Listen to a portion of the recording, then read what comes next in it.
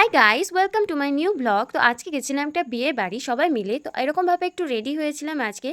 আর হ্যাঁ, কেমন লাগছে আমাকে একটু অবশ্যই জানিও। আর সবথেকে মজার বিষয় হলো যে বিয়ে বাড়ির প্যান্ডেলটা আমাদের বাড়ির সামনেই হয়েছিল। তো সবাই মিলে চলো যাওয়া যাক। তো এখন আমরা বেরিয়ে পড়লাম বিয়ে বাড়ির উদ্দেশ্যে। দেখো, আমাদের বাড়ির সামনেই হয়েছিল প্যান্ডেলটা।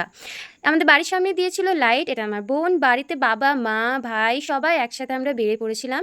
এখানে দিয়েছিল অনেক লাইট, সাজিয়েছিল খুব সুন্দরভাবে। গিয়ে দেখি খুব ডান্স চলছে ওখানে, সেগুলো খুব কষ্টে পার করে আমরা চলে যাই বিয়ে বাড়ির বউয়ের কাছে। তো গিয়ে দেখি সেখানে বউয়ের ফটোশ্যুট চলছে, সেখানে আরও অনেক নিমন্ত্রিত গেস্টরাও এসেছে। আমরা সেখানে কিছুক্ষণ দাঁড়িয়ে বউয়ের সাথে ফটো ক্লিক করে সেখান থেকে বেরিয়ে চলে এলাম। আমিও অবশ্য বাইরে বেরিয়ে এসে একটু নায়িকাদের মতো হেঁটে নিলাম। একটু ভালো করে ভেবেছিলাম যে স্লো মোশন করবো, কিন্তু আর হয়ে ওঠেনি।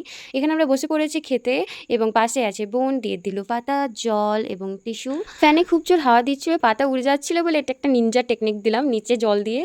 তো এখানে আমরা টিস্যু নিয়ে রেডি হয়ে গেছি। পাশে আছে বোন, আর পাশে দেখো খুব সুন্দর খোলা জায়গা দিয়েছে হাওয়া ঢুকবে বলে। এসে গেল স্যালাড, তারপর দিয়েছে ঝুরি আলু ভাজা, তারপর দিয়ে দিল fried rice and chana masala. এরপর চলে এলো পটল চিংড়ি, তারপর দিয়ে দিল সাদা ভাত। সাদা ভাতে আমি একটু হালকা গর্ত করে নিই যাতে আমাকে ওইখানে ভেজ ডালটা দিতে পারে। আর হ্যাঁ, ক্যাটারার এসে আমাকে ওখানে দেয়, আমি ছোটো থেকে ওরকম করি। তারপর ঝুরি আলু ভাজা দিয়ে স্যালাডের একটু লেবু চিপে নিয়ে ভালোভাবে মাখিয়ে খেয়ে নিলাম। পটল চিংড়িটা দিয়ে খাওয়া শুরু করতেই চলে এলো চিকেন কষা। চিকেন কষাটা দারুণ হয়েছিল, খুব সফট ছিল চিকেনগুলো।